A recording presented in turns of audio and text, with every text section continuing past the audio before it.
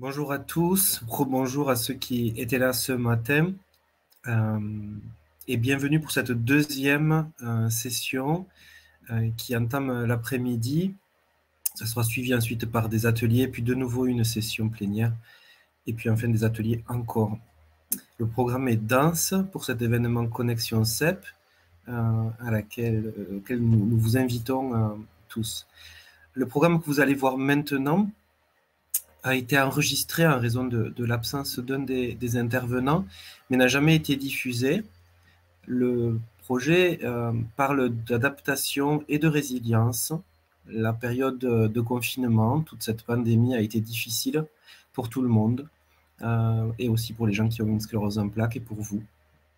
Et du coup, Ariane Sanchez, qui est psychologue au réseau Rhône-Alpes, et le professeur Franck, qui est psychiatre à Lyon, chef de service, ont décidé d'échanger sur ces deux thèmes, l'adaptation et la résilience, pendant la crise.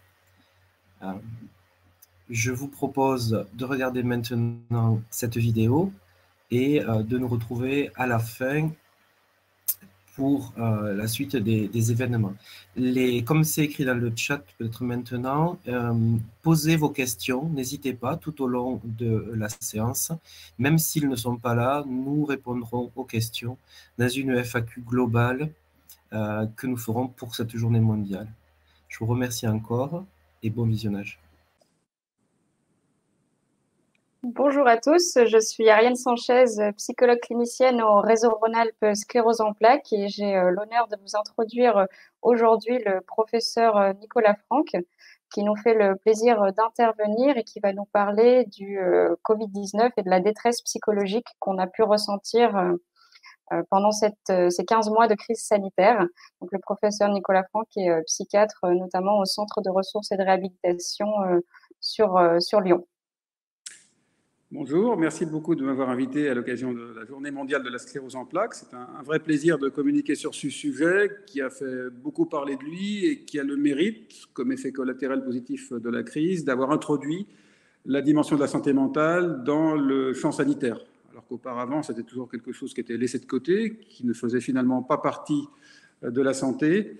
Maintenant, j'ai l'impression qu'on peut parler enfin de santé mentale, ce qui est quelque chose d'extrêmement positif. Et ceci a été permis par la crise simplement parce que tout le monde a été touché par cette crise, qui a eu un effet de stress tout à fait majeur. Et donc, ça a permis d'expliciter le continuum de la santé mentale qui va, et vous allez voir sur les diapositives qui vont suivre, du bien-être au mal-être et jusqu'à une dégradation avec des troubles caractérisés. Alors, simplement pour rappeler un petit peu le contexte de l'année dernière, et puis des 15 mois finalement qui viennent de s'écouler. Nous avons eu un premier confinement qui a été le plus stressant parce que c'est là qu'il y a eu une perte complète de repères, une absence complète de perspectives, mais aussi peut-être le plus réjouissant parce que c'est là qu'il y a eu le plus de créativité, c'est là qu'il y a eu le plus de solidarité, c'est là que les soignants ont été applaudis tous les soirs, on ne l'a pas vu ça pendant les 2 confinements suivants. Donc ce premier confinement, c'était une rupture dans notre vie, c'est un mini-traumatisme. On se souvient tous, pour ceux qui sont assez âgés, de ce qu'on faisait le 11 septembre 2001, quand les tours du World Trade Center se sont écroulés. On se souvient tous de ce qu'on faisait le 16 et le 17 mars 2020, quand d'un seul coup, il a fallu reconstruire complètement notre mode de vie, parce que tous nos repères avaient disparu. Et puis, ce qui a été très compliqué, c'est que nous avons eu un premier confinement pour 2 semaines, puis après 2 semaines de plus, 4 semaines, puis après 4 semaines de plus, 8 semaines. C'était cette incertitude qui se prolongeait, qui a allongé finalement cette période de stress. Et puis après, une période transitoire. Petit à petit, le couvre-feu, les mesures de confinement ont été levées, les déplacements ont été autorisés, les autres mesures ont été levées, puis tout le monde s'est cru sorti d'affaire. Alors, de la part d'un virus saisonnier, il y avait quand même des doutes que nous serions sortis complètement de l'épidémie, mais néanmoins, tout le monde a voulu que ce soit derrière. Il y avait pratiquement plus de contamination en France pendant l'été 2020. Tout le monde est parti en vacances normalement. Plus personne ne voulait en entendre parler. Je me rappelle même que j'avais parlé à une libraire du centre de la France. J'étais en vacances, c'était vers Bergerac ou quelque part par là. J'avais parlé de mon livre qui devait sortir, que j'avais écrit pendant le premier confinement, donc je vais vous parler après. Covid-19 et les détresse psychologique, qui allait sortir finalement le 28 octobre. Et la libraire me disait, nous, on ne commandera même pas, ça ne nous intéresse pas, plus personne ne va entendre parler de ça, c'est fini, c'est derrière nous.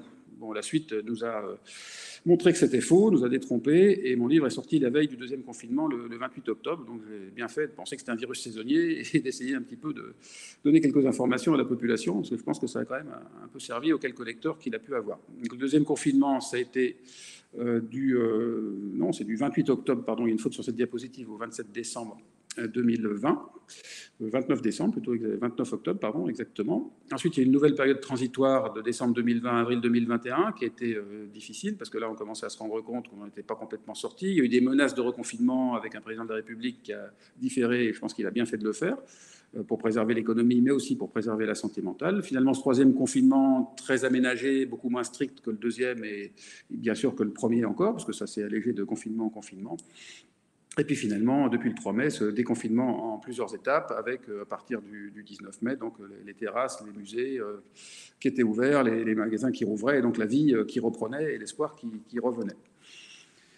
Donc là, je vais revenir sur le premier confinement. C'est celui qui a été le plus brutal, le plus intense, qui nous a le plus perturbé et qui a été finalement paradigmatique en termes d'étude de l'impact de toute cette séquence sur la santé mentale des Français. Donc à ce moment-là, il y avait à la fois une perte de la liberté de circulation qui était complète, chacun était fermé chez soi, à part les professionnels de santé et les gens qui exerçaient une profession dite essentielle, ce qui était assez blessant pour les autres. Mais en tout cas, eux avaient été autorisés à sortir, mais ils le faisaient vraiment au minimum et chacun était vraiment encalfeutré, avec donc un isolement social imposé à toute la population et un désœuvrement, ce qui n'est pas du tout naturel à l'être humain. Et puis en même temps, tout cela était associé à une peur de la contamination, à une peur de la mort pour soi et pour ses proches, peur des séquelles, peur de la maladie en général, parce qu'à l'époque, nous ne connaissions pas bien les effets de la maladie, nous n'avions pas de connaissance du taux de mortalité qui était connu dans les semaines et les mois qui ont suivi, et nous avions peur d'une hécatombe en France, ce qui a aussi poussé les gens à respecter les mesures de confinement de manière très stricte. Et puis nous avions l'exemple italien, où l'épidémie avait été très sévère, avec 2 ou 3 semaines de décalage pour nous, des morts en grande quantité, des services de réanimation qui devaient trier les personnes qui étaient soignées et celles qui ne l'étaient pas, une population complètement traumatisée. Donc tout ceci combiné a contribué à sidérer la population, à lui faire perdre tous ses repères, à la sidérer, à la mettre dans une période de peur qui l'a figée complètement. Et puis petit à petit, une habituation a vu le jour. Et puis la plupart d'entre nous a fait preuve de résilience, s'est habitué, a construit de belles choses. Il y a eu de belles initiatives pendant ce premier confinement, avec des concerts, chaque musicien devant sa caméra, un orchestre symphonique, chacun à un bout du pays ou à un bout du monde, des DJ qui mettaient à disposition des concerts pour pouvoir danser chacun chez soi, des jeunes qui avaient fait des salles de sport dans leur studio, enfin plein de choses, avec beaucoup de solidarité, beaucoup de partage. C'était finalement d'assez bons moments. Même si tout le monde était très inquiet pour l'économie, même si on ne pouvait pas se projeter dans l'avenir, finalement c'était encore la meilleure période par rapport aux suivantes, où la succession des épreuves a été beaucoup plus difficile pour le moral de la population française. Et malgré tout, dès le premier confinement, les plus fragiles ont pu exprimer des difficultés. Et en tant que professionnel de santé mentale, dès les premiers jours, on s'est dit que ce stress allait avoir un impact sur le moral de la population, sur ses possibilités. Donc le stress aurait un impact sur la santé mentale qui pouvait être plus ou moins fort. Nous l'avons craint et nous avons cherché à le mesurer, d'où l'enquête dont je vais vous parler dans les diapositives qui vont suivre. Mais auparavant, c'est pour vous remettre dans cette ambiance de mi-mars, où toutes les villes du monde étaient désertiques en même temps, avec des animaux qui avaient retrouvé une place qu'ils avaient perdue depuis longtemps, au sein d'espaces complètement urbanisés. Là, on voit un loup devant le Golden Gate Bridge à San Francisco.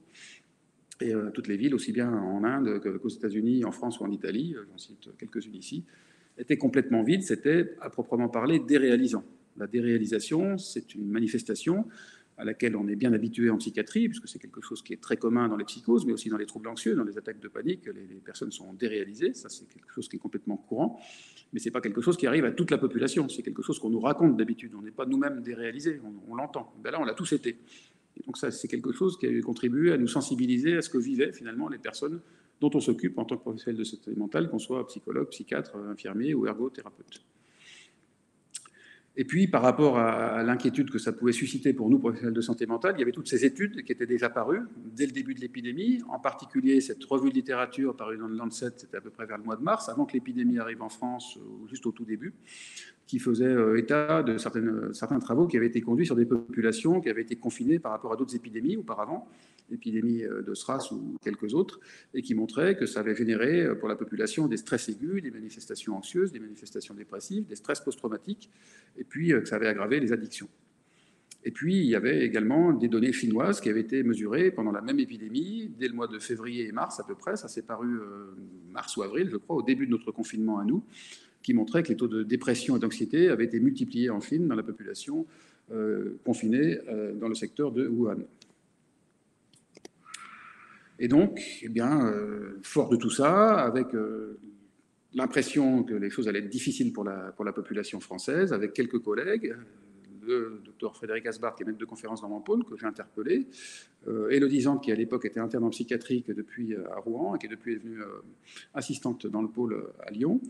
Donc, je les ai interpellés pour construire une enquête, pour essayer de mesurer l'impact, non pas sur la population en tant que facteur d'aggravation ou d'apparition de troubles psychiatriques. Moi, je voulais plutôt prendre les choses positivement. En tant que psychiatre qui travaille d'habitude sur le rétablissement, c'était plutôt voir comment la population allait pouvoir résister à l'épreuve.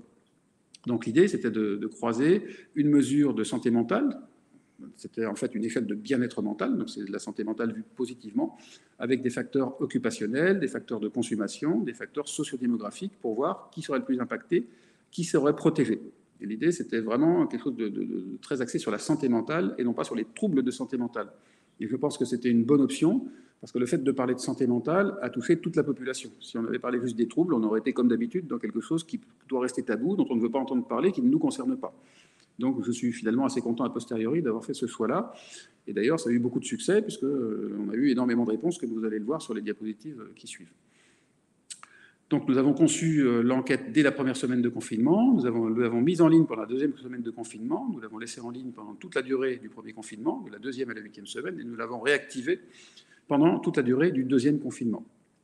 Les personnes impliquées, leur nom est indiqué ici, nous avons diffusé ça par les réseaux sociaux, enfin l'information qui concerne cette enquête, par la presse nationale, par la presse régionale. Il y a eu beaucoup de bouche à oreille et les gens m'ont parlé de cette enquête que je ne connaissais pas du tout. C'est passé par des voies qu'on n'imagine même pas, mais ça n'est pas grave. Il y a eu énormément de... je n'ai pas mis la diapositive, mais je vais vous le dire. Nous avons eu 5000 réponses en 12 heures, 10 000 en 24 heures, 20 000 en une semaine et environ 30 000 sur les 7 semaines de l'enquête. Évidemment, au fur et à mesure, les gens étaient moins intéressés, avaient moins envie de s'exprimer sur ce qui les révoltait ou les interrogeait au début, mais néanmoins, on a eu un bel enthousiasme. Alors là-dessus, il a fallu enlever les plus jeunes, parce que pour des questions d'homogénéité, nous avons pris que des gens qui étaient assez mûrs, donc nous avons pris les gens à partir de 16 ans, donc ça allait de 16 ans à 100 ans. Nous avons enlevé les gens qui n'étaient pas en France, parce que le contexte politique et le contexte finalement de confinement n'étaient pas le même d'un pays à l'autre, il y avait des décalages. En fait, toute la francophonie a répondu, c'est passé par les réseaux sociaux, on a eu des réponses de Suisse, de Belgique, d'Afrique du Nord, du Québec, bien entendu, du Moyen-Orient, etc., etc. Et nous n'avons gardé que les personnes qui étaient confinées en France. Donc confinés en France, plus de 16 ans, et qui étaient allés jusqu'au bout de l'enquête. C'était une enquête qu'on avait voulu courte, ça durait un quart d'heure à 20 minutes, grand maximum en allant lentement. Mais déjà, en faisant une enquête aussi courte que ça, on perd un tiers des gens. Il y a 8000 personnes, par exemple, pendant la première semaine de confinement, enfin la deuxième semaine de confinement, la première semaine de l'enquête, qui n'avaient pas répondu jusqu'au bout. Les données, c'est à la poubelle. Donc on en a gardé 11 400 pour cette partie-là, pour ce premier confinement-là, que je vous montre là. Donc je vous montre que là, deuxième semaine de confinement pour l'instant. Après, je vous montrerai des résultats pendant toute la durée du premier confinement, et après des résultats qui comparent premier et deuxième confinement. Vous voyez, les gens qui ont répondu, il y avait plutôt entre 30 et 54 ans, mais je vous ai dit, ça allait de 16 ans. Enfin même de 11 ans, mais on ne les a pas gardés. En tout cas, pour ceux qu'on a gardés, de 16 ans à 100 ans. La plupart des gens étaient mariés ou en couple, 2 tiers. Un tiers était seul. La moitié environ avait des enfants, l'autre moitié n'avait pas d'enfants, mais tous ceux qui avaient des enfants ne vivaient pas avec eux. Ça, on le verra un petit peu après. Il y avait une prédominance, un biais en faveur des cadres et professions intellectuelles supérieures et des professionnels de santé qui ont plus répondu, probablement parce qu'on avait plus de contact avec eux et que par les réseaux sociaux, c'est peut-être plus passé envers eux. Mais vous voyez qu'on a un panel quand même assez large. Et par exemple, pour les étudiants, 10,38% de notre échantillon, ça fait quand même, rien que pour la deuxième semaine de confinement, 1184 étudiants. Donc c'est quelque chose qui a un intérêt et qui permet d'avoir des résultats qui sont exploitables. Ce n'est pas le cas pour les agriculteurs, on en a 20, on ne va pas en tirer grand-chose. Voilà les occupations des Français pendant la deuxième semaine de confinement. Vous voyez qu'il y en avait quand même 47% qui se consacraient au travail ou aux études. Ça ne veut pas dire qu'ils travaillaient à ce moment-là ou qu'ils étudiaient, ils s'y consacraient. Peut-être qu'ils étaient en chômage partiel, en chômage complet, qu'ils préparaient des réunions à l'avenir, en tout cas, ils s'y consacraient. Pour 47%, plus de 4 heures par jour, et 81% s'y consacraient au moins un petit peu. Donc, quand même, la plupart des gens étaient, pour ceux qui ont répondu à cette étude, impliqués dans dans un cursus académique ou dans un cursus professionnel. 98% pouvaient discuter avec ses proches, 14%, un peu moins d'une personne sur 6, le faisait plus de 4 heures par jour. Donc là, on peut s'inquiéter pour les 1,66% qui n'avaient pas du tout de possibilité de discuter avec les proches. C'est plutôt ça que ça m'inspire.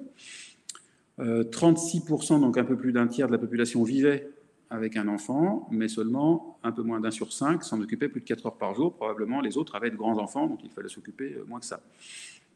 On a beaucoup parlé des gens qui avaient investi les tâches de ménage, de bricolage, de cuisine pendant le confinement, mais vous voyez que ça ne se manifestait pas dès la deuxième semaine de confinement. Là, plus de 4 heures par jour, vous voyez, c'était entre 1 et 4 et quelques pourcents. La frénésie et les pénuries de farine, ça a été plutôt à la fin du premier mois ou dans le deuxième mois de confinement. Là, c'est trop tôt, c'est avant. 84% des Français lisaient, mais seulement 5% lisaient plus de 4 heures par jour. D'autres qui travaillaient, donc qui faisaient autre chose, ça c'est normal. 98,63% des répondants avaient accès à Internet. On peut quand même s'inquiéter pour ceux que toutes les informations passaient par là, pour ceux qui n'avaient pas accès du tout. Et une personne sur 5 environ y passait plus de 4 heures par jour. Alors à la fois pour communiquer, pour les échanges sociaux, mais aussi pour le travail, puisque c'était le seul moyen, enfin l'un des principaux moyens d'échanger avec autrui à ce moment-là. Et vous voyez qu'il y avait quand même une personne sur 20 qui passait plus de 4 heures par jour à faire des SMS, et 93% qui avaient recours aux SMS. Et je vous laisse découvrir le reste. Vous voyez, le sport, la pratique du sport était très faible pour plus de 4 heures par jour. Et en tout cas, à peu près un tiers des Français, un peu moins d'un tiers des Français, ne faisaient pas de sport du tout. Ce qui est plutôt ennuyeux. Il y a beaucoup de pertes musculaires, des gens qui n'ont pas récupéré depuis, parce que, je ne sais pas si vous le savez, mais il y a des personnes handicapées ou âgées qui ne sont pas sorties depuis février 2020 et qui ont tout perdu en termes de contacts sociaux et d'inclusion dans la cité. Ça, c'est quelque chose qui est extrêmement inquiétant. Les jeux vidéo, une personne sur 3 s'y adonnait, mais seulement 3,75% y passaient plus de 4 heures par jour. L'évolution des consommations, pour commencer à regarder un petit peu les résultats. Vous voyez qu'il y a eu beaucoup d'augmentation de consommation. Mais quand on est désœuvré, on consomme des substances, simplement du café ou des toxiques, ou on consomme des écrans. Vous voyez, la consommation d'écrans, elle a augmenté chez plus de 2 tiers de la population. C'est normal. Les gens se sont mis à échanger beaucoup, à faire des réunions Zoom avec la famille, des apéros Zoom, ou apéros web, je ne sais plus comment ils appelaient ça. Le travail, toutes les réunions étaient là-dessus. Le seul travail qui était possible, c'était le télétravail. Enfin, tous les échanges étaient par les écrans. Mais ce qui est inquiétant, ce n'est pas ça, c'est la perte de contrôle. Là, vous avez l'augmentation de la consommation, c'est tout ce qui est en rose. Il y a beaucoup d'augmentation de consommation, de tabac, d'alcool, de cannabis, d'aliments caloriques. Alors, ça veut dire se démuscler parce qu'on ne fait pas de sport et on s'alimente mal, en plus on prend du poids. Donc effectivement, l'hygiène de vie, elle était très mauvaise à ce moment-là. Mais le pire, c'est la perte de contrôle des écrans. Une personne sur 5, un Français sur 6. Si on extrapole à toute la France, ça fait 10 millions de Français qui avaient une manifestation d'addiction aux écrans à ce moment-là. Donc posez-vous la question, est-ce que j'ai du mal maintenant à contrôler finalement ma consommation, le fait d'aller voir mes emails nuit et jour, d'aller sur les réseaux sociaux, sur Facebook ou sur les jeux en ligne, en particulier les jeux où on est susceptible de gagner de l'argent. Posez-vous cette question-là, ça voudrait dire que ça pourrait être une séquelle si vous ne l'aviez pas avant ce premier confinement. Après, on peut regarder un petit peu ce qui permettait de maintenir le bien-être. Alors déjà, premier résultat, le bien-être mental s'est dégradé en moyenne chez tous les Français. L'échelle que nous avons utilisée, c'est une échelle que j'avais traduite en 2008, c'est une échelle écossaise qui a été utilisée dans plein de pays, traduite en plein de langues, et que nous avions utilisée dans la population générale, chez des personnes avec des troubles mentaux sévères ou d'autres personnes, différentes catégories de population. Donc nous la connaissons bien et nous savons qu'en moyenne, hors d'une catastrophe naturelle, les Français ont 53. Population générale 53, les étudiants c'est 53. Là, vous allez voir que tout est abaissé. En moyenne, la population avait un peu plus de 49. Ça fait une perte de 4 points de bien-être sur une échelle qui est quand même assez sensible. Donc, dès la deuxième semaine de confinement, une altération du bien-être mental. Et vous allez voir qu'il y avait plein de choses qu'on pouvait prédire dès la deuxième semaine de confinement. On va voir dans les diapositives suivantes. Ensuite, il y avait des facteurs qui protégeaient. Vous voyez, contrairement à ce qu'on pourrait penser, plus on était jeune, pire c'était. Le fait d'aller vers la maturité, le fait d'avoir un confort de vie, le fait d'avoir construit sa vie finalement, d'avoir une certaine sécurité, d'être entouré par ses enfants et ses petits-enfants, même si c'était virtuel pour ne pas se contaminer à l'époque, rassurait les personnes les plus âgées. Plus elles étaient âgées, plus c'était construit, plus elles étaient rassurées. Et ça prouve aussi que les personnes de 75 ans et plus, qui étaient les plus victimes du virus, ça on le savait déjà, se sentaient rassurées par les mesures qui avaient été prises. Et vous voyez que les plus touchés, c'était les jeunes entre 16 et 29 ans. Et ça a été observé dans d'autres pays. J'ai communiqué à Montréal un petit peu plus tard. Et on a comparé des résultats en fonction des tranches d'âge avec des Québécois. C'était exactement la même chose. La pire tranche d'âge, c'était les grands adolescents et les jeunes adultes. Ensuite, en fonction de la catégorie professionnelle, vous voyez, le fait d'être une profession de santé, un travailleur social, une profession intellectuelle supérieure, un artisan, un commerçant, les gens qui se sentaient finalement utiles, on parlait de profession effectivement indispensable, ces gens-là n'avaient pas beaucoup, une petite diminution du bien-être mental, contrairement aux étudiants qui avaient une forte diminution du bien-être mental. Vous voyez, c'était passé de 53 à 46. C'est une très très forte baisse. Et ça, dès la deuxième semaine de confinement, et vous allez voir que ça n'a pas cessé de s'aggraver au fil du confinement et au fil des épreuves qui se sont succédées. Et finalement, les étudiants ont commencé à se plaindre, à se fédérer et obtenir des mesures pour réouvrir les universités seulement en fin janvier 2021, pratiquement un an plus tard. Mais dès le premier confinement, la première semaine, enfin la deuxième semaine, on savait déjà que les étudiants faisaient partie des populations les plus touchées. On l'avait dit, on l'avait écrit. Vous voyez, c'est très sensible, c'est intéressant ce type d'études parce qu'on peut voir exactement ce qui se passe pour les différentes catégories de population. Évidemment, mieux on était logé, meilleur était le bien-être. C'est plus difficile d'être confiné dans une petite chambre de 10 mètres carrés à Paris, au 5e étage sans ascenseur, que d'être dans une grande maison en pleine campagne avec accès à son jardin. Ça paraît évident. L'accès à l'extérieur était un facteur protecteur également. Là, je vous montre qu'une petite partie des résultats. L'essentiel des résultats est dans le livre Covid-19 et les stress psychologiques, et également les travaux scientifiques qui ont été publiés dans des revues internationales dont je vous donnerai les références tout à l'heure. Un autre résultat, l'évolution du bien-être mental au fil du premier confinement. Le début, c'est le violet clair, et plus on va vers le vert clair, plus on avance au fil des semaines du confinement. Vous avez l'échelle à droite, enfin, vous avez l'explication à droite, et vous avez les résultats au milieu de l'écran, et vous voyez que petit à petit, le score se décale vers la gauche, le score de bien-être mental diminue, et l'hétérogénéité augmente.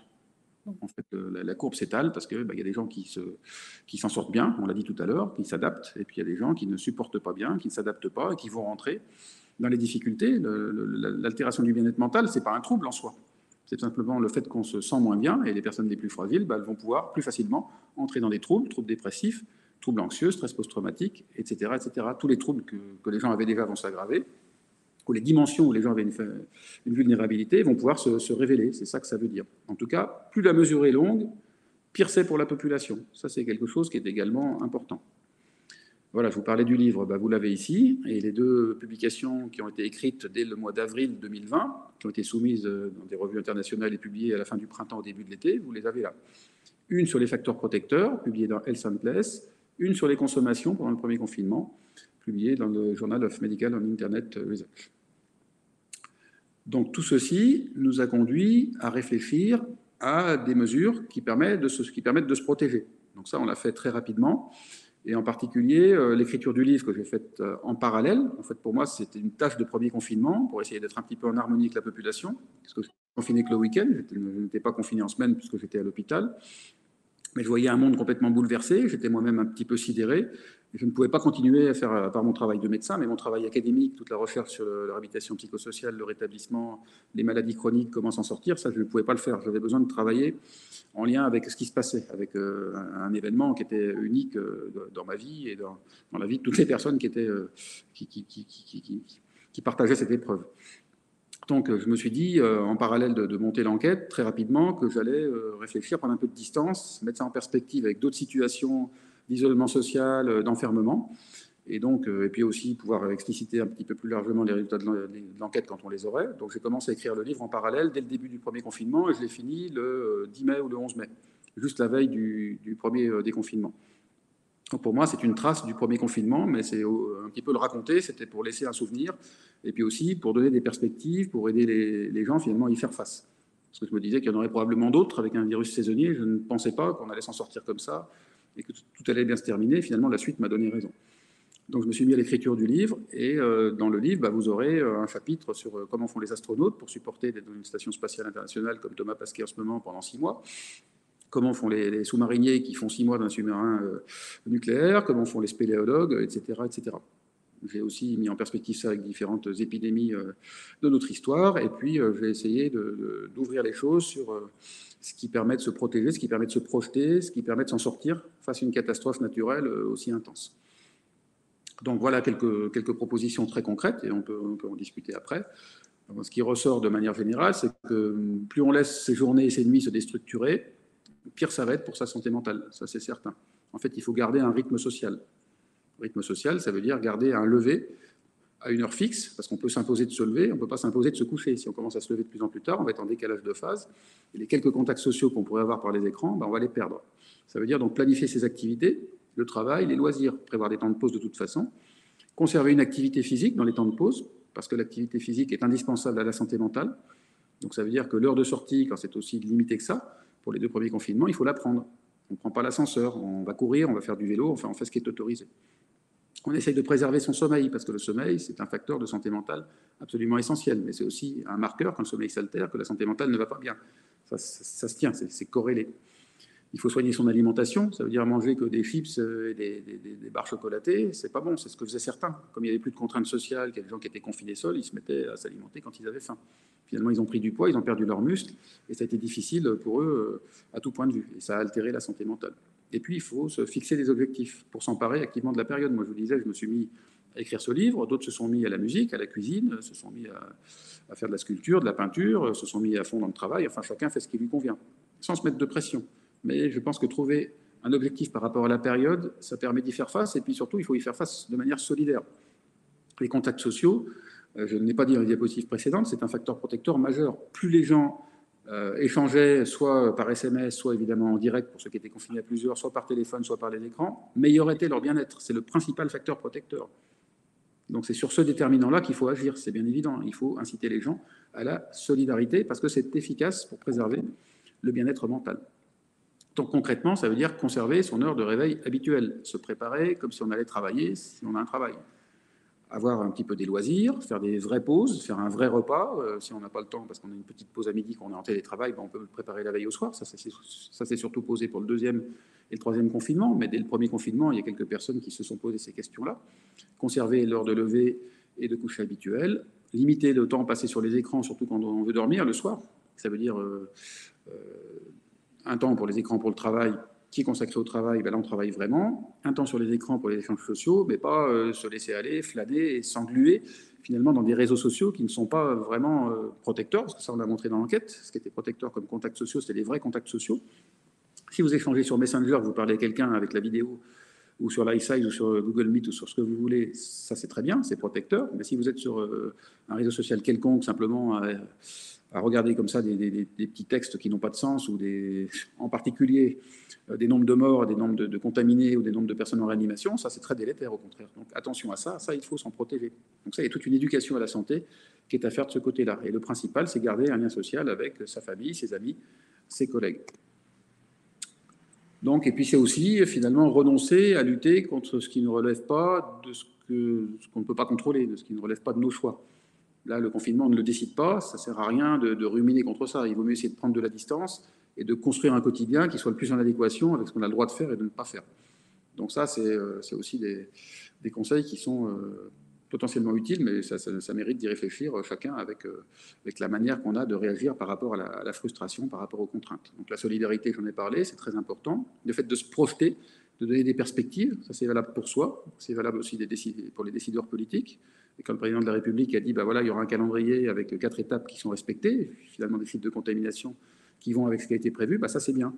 Parce que ça permet aux gens de supporter plus facilement un 3e confinement qui a été pire que le 1er, pire que le 2e. Et je me rends compte que je n'ai pas montré la diapositive sur le 2e confinement. Et je suis désolé, ben je vous en parle maintenant, ça n'est pas grave. Vous avez vu, pendant le 1er confinement, bien-être mental moyen des Français, 49, les étudiants, 46. Le 2e confinement au mois de novembre, 46 pour la population générale, 42 pour les étudiants. Alors que les contraintes étaient beaucoup moins strictes que pendant le 1er. Donc c'est la succession d'épreuves qui est délétère pour la santé mentale, plus que l'intensité des contraintes. Et puis peut-être la saison, parce qu'il y a une saisonnalité des dépressions. Quand on est confiné dans le noir, à l'automne avec la pluie, avec le froid, c'est plus difficile que d'être confiné comme au printemps 2020 où vous êtes très beau, où vous pouvez quand même aller un petit peu dehors, regarder par la fenêtre, où on avait quelque chose qui était globalement positif. Donc ce qu'il faut retenir, c'est le confinement, ses contraintes, le fait d'être désocialisé, le fait d'être désœuvré, ça n'est pas naturel à l'être humain. L'être humain, il a besoin d'explorer, il a besoin d'avoir des contacts sociaux, d'échanger, de construire à plusieurs. Ben là, il se retrouve sur les terrasses depuis le 19.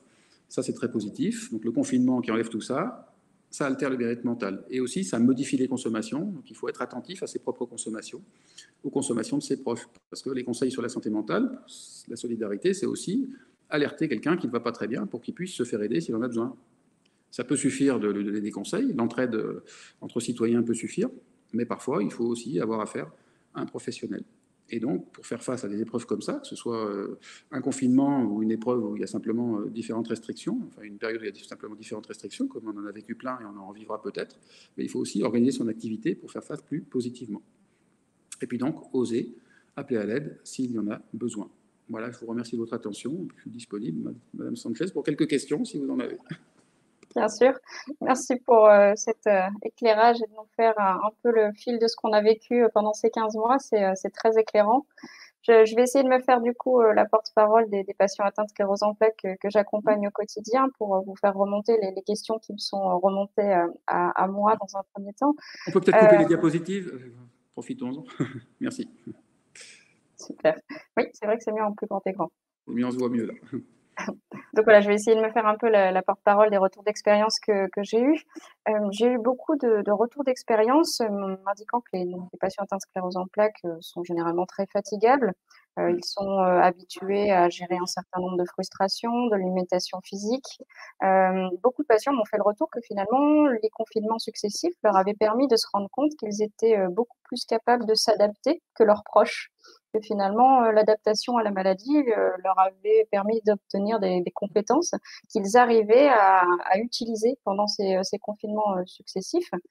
Par contre, beaucoup se questionnent par rapport au déconfinement et la majorité des difficultés sont liées plutôt chez les patients atteints de sclérose en plaques à des phases de déconfinement, à finalement comment sortir de ce rythme qui était peut-être plus confortable parce que peut-être l'impression finalement de vivre à un rythme qui correspondait mieux au rythme intérieur qu'ils ont avec le problème de santé. Est-ce que vous auriez quelques conseils sur la manière de faciliter les phases de déconfinement, de reprendre le quotidien, reprendre les activités à l'extérieur?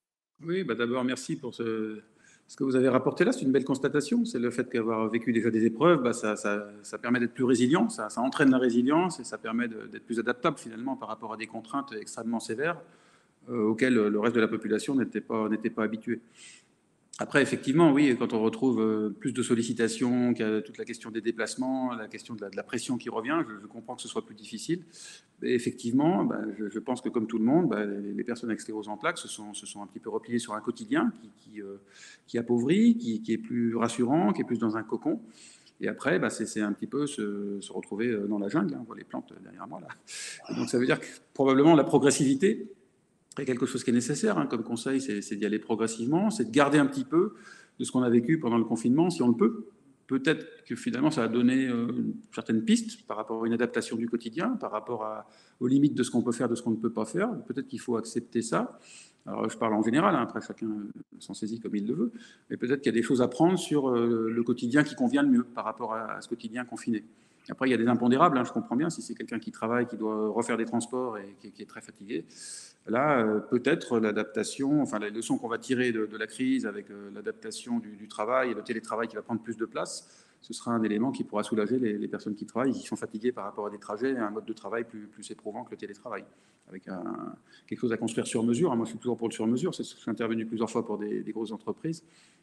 Si on peut vraiment être par rapport à construire le programme de la semaine par rapport aux capacités des personnes, par rapport à ce qu'elles souhaitent faire et à ce qui finalement va les rendre plus efficaces, tout le monde va s'y retrouver. À la fois la personne qui se sentira mieux, puis à la fois l'entreprise, puisqu'il y aura plus de productivité. Donc moi, j'incite à la souplesse. Après, chaque entreprise fait un peu comme elle le peut, mais peut-être qu'on aura des adaptations de ce type-là. Et puis après, il y a toute la question des transports en commun, qui seront peut-être moins surchargés s'il y a plus de télétravail. Encore qu'aujourd'hui, là, moi, j'ai trouvé que les rues et les métros étaient très chargés là en revenant. Donc, on verra. Merci beaucoup. Une autre question qui me vient à l'esprit par rapport aux phases de confinement, déconfinement, c'est la gestion par les personnes atteintes de sclérose en plaques du risque de contamination. La sclérose en plaques est une maladie qui met en jeu l'immunité. Les traitements de fond qui sont pris peuvent aussi modifier l'immunité.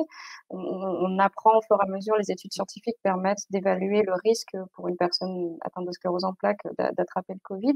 Donc, pendant ces 15 mois, il y a eu une grosse période de flou. Les choses s'éclaircissent un petit peu maintenant, mais il y avait ce questionnement de qu'est-ce qui va m'arriver à moi si j'attrape cette maladie. Et puis finalement, au sein d'une famille, au sein d'une même habitation, tout le monde n'avait pas la même crainte de contamination consommation, tout le monde n'avait pas les mêmes besoins, les mêmes priorités, les mêmes envies. Ça a été difficile, je pense, pour beaucoup de personnes atteintes de sclérose en plaques de trouver un compromis finalement avec la famille, le conjoint, les adolescents, et de trouver une manière de vivre qui permette à chacun d'avoir ses besoins et en même temps de limiter un certain risque de contamination. Bien sûr, et puis ce que vous dites là, c'était particulièrement vrai, c'est ce que je disais tout à l'heure pendant le premier confinement, parce qu'on ne connaissait pas le taux de mortalité, on ne connaissait pas le taux de formes sévères, avec des détresses respiratoires. On avait l'impression que si on attrapait le coronavirus, on avait toutes les chances de terminer en réanimation. On a vu après qu'il y avait des formes asymptomatiques, beaucoup de formes paucisymptomatiques, et qu'heureusement, les formes très sévères et le taux de mortalité n'étaient pas si élevés que ça. Donc ça a contribué quand même à rassurer la population. Après, bien entendu, il faut se protéger, il faut se faire vacciner. Alors évidemment, quand on est immunodéprimé, c'est plus difficile. Il faudra peut-être faire plus d'injections. Pour l'instant, c'est 2 injections comme tout le monde. On verra ce que diront les études à l'avenir. Mais en tout cas, il faut prendre toutes les précautions nécessaires pour se protéger, mais vivre quand même sereinement en se disant que même si on l'attrape, comme tout le monde, on aura probablement une forme qui ne sera pas extrêmement sévère, heureusement. Parce que si on s'empêche de tout, je pense que ça a plus d'inconvénients que de se protéger un maximum. On a plus à perdre à se protéger à l'extrême que finalement à vivre en se protégeant de manière normale. Ça veut dire porter le masque, éviter les contacts physiques, faire attention et se faire vacciner. Ça, c'est les bonnes consignes et c'est le bon compromis. C'est comme pour toute la population. Alors, il y a les personnes qui ont effectivement des maladies chroniques, c'est sûr qu'elles sont plus fragiles, mais comme pour toute la population, il y a un compromis entre le risque et les bénéfices. Il ne faut pas se surprotéger. Voilà, le conseil pratique, c'est ça. Il ne faut pas se surexposer ni se surprotéger. Okay. Merci, je pense que c'est un bon conseil et qu'effectivement, ça fait du bien de l'entendre. Une autre question par rapport à ce que vous disiez au déconditionnement, par rapport au déconditionnement physique pendant ces 15 mois. Je pense que beaucoup de patients atteints de sclérose en plaques ont vécu ce déconditionnement physique, ont eu beaucoup de difficultés à savoir ce qu'ils pouvaient faire finalement chez eux lorsque les kinés n'étaient pas disponibles dans un premier temps. Actuellement, les centres de rééducation restent surchargés. C'est difficile pour eux d'accéder à un certain nombre de soins dont ils ont objectivement besoin. Ça peut générer parfois de la colère sur la manière dont les choses se déroulent. Est-ce que vous auriez des conseils peut-être pratiques alors sur la question physique, sur quoi faire finalement pour essayer de se reconditionner physiquement, et puis par ailleurs pour gérer aussi peut-être de la colère, du ressentiment, une forme d'injustice par rapport au fait que dans le système de santé, en tout cas certains patients le vivent comme ça, on a l'impression que toute la place est donnée à cette pandémie et que toutes les autres personnes atteintes de maladies chroniques sont moins considérées. Il peut y avoir un vécu d'abandon par rapport à tout cela. Je suis bien d'accord avec vous. En tant que psychiatre, effectivement, je ne vois que des gens qui ont des troubles psychiatriques au long cours. La plupart de ceux que je vois ont des troubles très sévères. Enfin, j'en ai vu beaucoup qui venaient pour la première fois, surtout des jeunes, des étudiants, mais même des personnes plus âgées. En tout cas, ceux qui étaient en psychiatrie, que ce soit en consultation et encore pire à l'hôpital, se sont sentis complètement abandonnés. Donc c'est exactement la même chose. Tout était effectivement pour les contaminations, pour la réanimation. Et la santé mentale n'avait pas de place. C'est pour ça qu'on s'est battu, pour que ça existe au moins un petit peu. Parce que c'était un des enjeux de l'épidémie. C'est tout le sens de cette intervention. Après, la colère, elle peut être salvatrice parce qu'elle permet de se battre. Dans le livre, j'ai fait une petite demi-page, un petit paragraphe sur Nelson Mandela, qui était en prison pendant une période extrêmement longue. Et lui, pour entretenir sa forme physique, il faisait tant d'heures d'exercice par jour, il se battait. Et en fait, chacun doit trouver ce qu'il est capable de faire en termes d'entraînement pour garder la meilleure forme possible. Ça dépend de la condition de chacun. Mais la colère peut pousser à ça et peut peut-être aider justement à faire face. En tout cas, ce qui serait bien, ce serait de ne pas se décourager face à une telle épreuve et de garder un exercice physique qui soit adapté à ce qu'on est capable de faire en se forçant un petit peu et toujours un petit peu plus. C'est ça qui va être utile. D'accord. Essayer de garder une progression. Oui. D'accord. Et puis, du coup, une dernière question qui me vient à l'esprit aussi par rapport à ce que vous disiez sur l'information, sur le fait qu'on a tous passé beaucoup plus de temps sur les écrans et peut-être beaucoup plus de temps à essayer de s'informer, à essayer de comprendre les informations parfois contradictoires dans la même journée. J'ai eu le sentiment que écouter trop d'informations pouvait être très, très anxiogène. Est-ce que vous auriez des conseils sur la manière de gérer justement son rapport à l'information pour en même temps être un minimum informé, mais en même temps que ça ne devienne pas quelque chose de trop angoissant, trop anxiogène? Et complètement. Et puis d'ailleurs, dans l'enquête qu'on a faite, et les résultats sont dans le livre, on a posé la question à la population de ce qui allait leur permettre de s'en sortir. Enfin, pensait-il dès le début du confinement. C'était les données scientifiques, c'était le soutien des proches, c'était la foi en l'avenir, c'était des choses comme ça pour 30, 40, 50% de la population.